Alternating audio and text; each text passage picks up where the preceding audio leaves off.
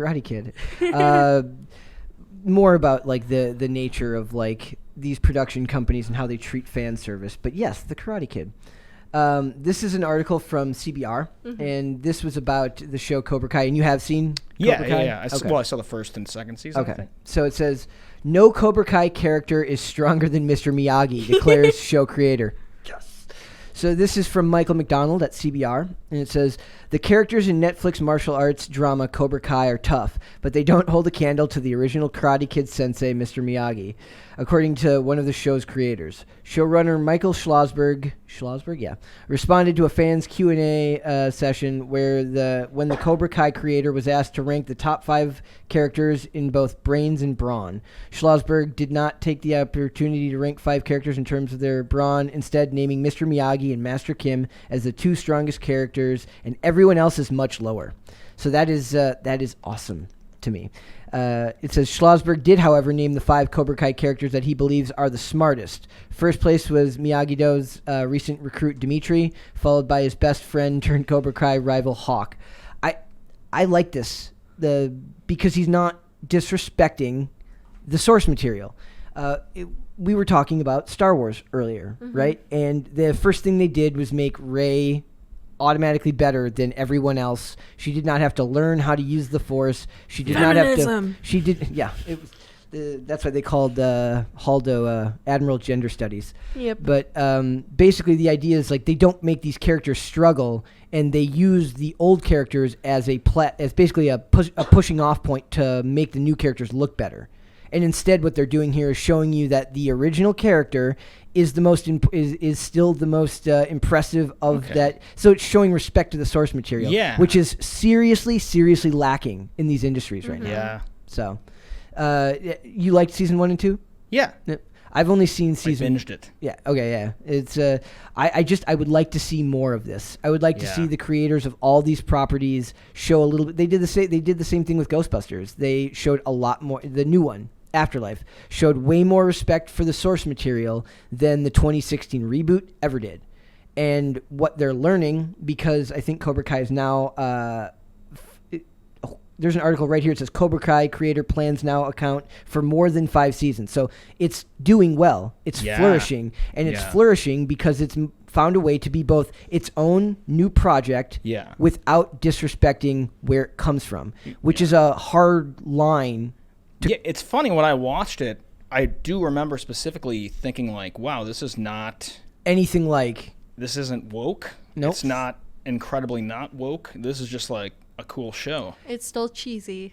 Yeah, but I mean, it's like a show you would assume to be made in like the 90s almost, but with today's cinema quality. And I think that's like, this is why I advocate more for just making new movies, new characters, new everything, because when you take I consider it the easy route, meaning they're picking characters that already have established platforms and it's intellectual property that has large-scale fan bases. So that's the easy route as far as marketing. When you put it out there and you release an ad, there's brand recognition there. Me and Nick were talking because we're going to be redesigning the studio here. Brand recognition is extremely important. Branding is extremely important. When they take these characters and they use them for brand, just as a brand rather than as a way of telling a good story, they're taking the easy way out.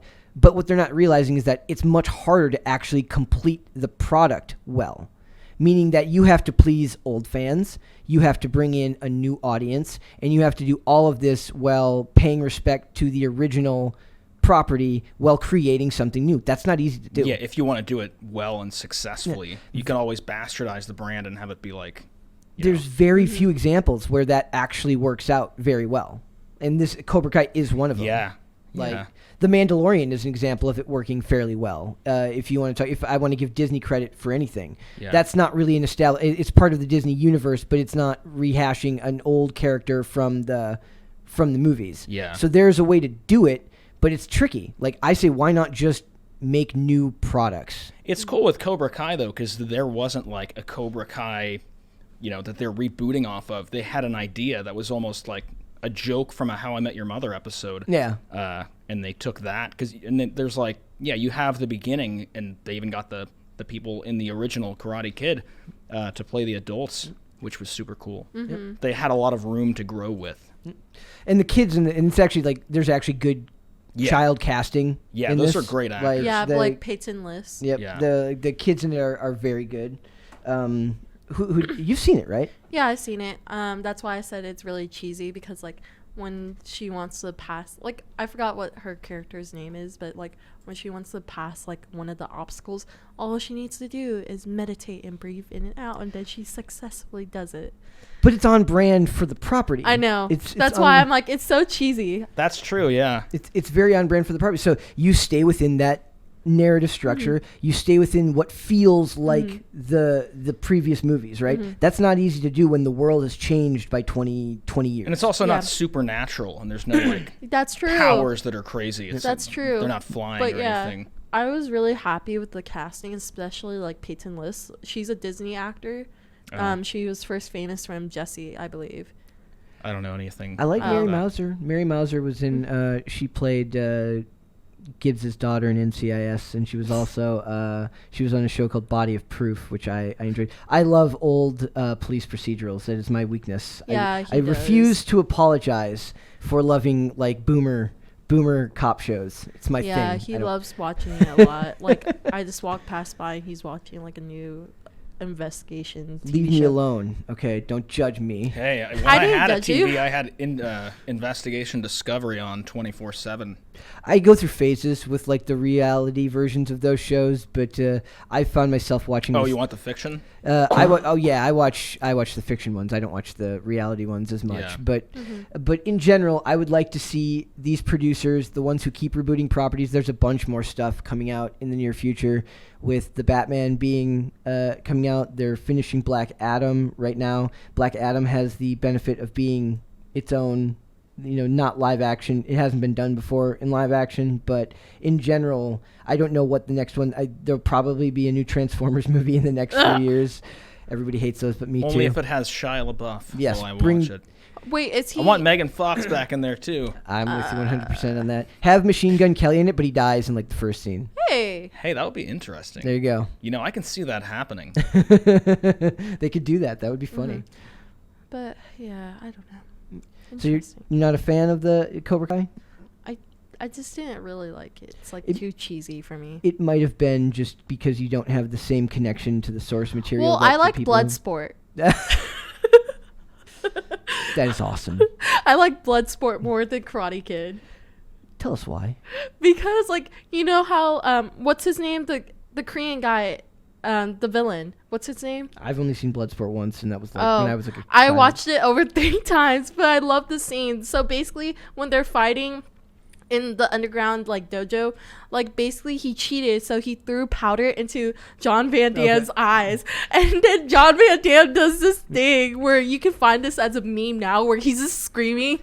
Me and a friend used to joke about carrying around like pockets of sand, so if you ever get in a fight, just like it wasn't Bloodsport, but there was another old. It's in that same realm of cheese where like they're in like it's like a karate competition, and I found the clip on YouTube like 6 months ago, and I got really excited because I was going to buy the movie, and now I forgot what it was again. But basically, like they do the thing where they break the bricks, right? Yeah. And I can't remember the name of it. It might have been, and so the guy breaks like 7 bricks. And that's from Bloodsport. Okay, but then when the good guy goes to do it, the guy lights it on fire.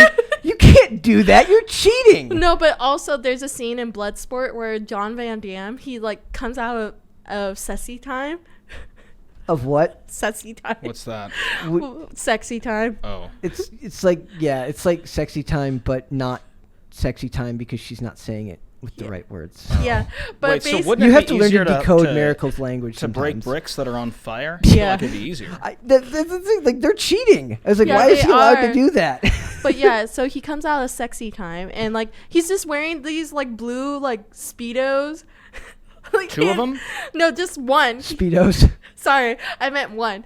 But he comes out and like he's in the kitchen. He does this like weird dance out of nowhere.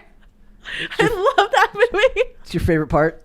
No, I don't like that part. Sounds like you're a little biased. You're a little biased. I love John Van Damme. Bring him back. Make him the next James Bond. John Van Damme, did you call him? Yeah, I can't word right now. Yeah, I don't know who that is. She means Jean-Claude Van Damme. Oh, thank you. I do know who that is. He was in a chip commercial. I just want him to be the next James Bond. If he's not the next James Bond, can we have Jason Momoa? We're not having... This is like the third episode in a row. You're obsessed. We're not having Jason Momoa... Jason Momoa. ...as James Bond. I think we've had enough James Bonds. Hey, Idris Elba. Saying. Think of Idris kick him Elba. out. You're done. There should be a Spanish version called Jaime Bond. We could do that. We could do that. It would be Juan, wouldn't it? Yes. It would be Juan Bond. Well, no, it'd be Jamie Bond. It would be Juan Bond. Juan. No. It is Jamie. It's Jamie. You're right. Yeah, Juan would be John Bond. Yeah. Yeah. John Bon Jovi. Juan Bon Jovi.